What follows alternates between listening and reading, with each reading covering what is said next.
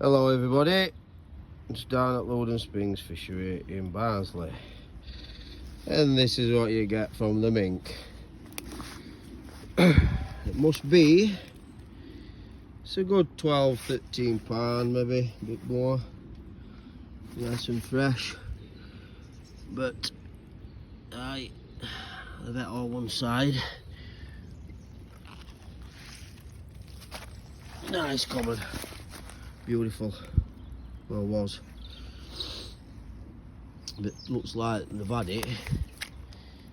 You can see where scales are in water there, so it's been in reeds in edge, and Mr. Mink's just dove on it. Happy fucking days. But that's wildlife and that is nature, I'm afraid. Gutted. See you there.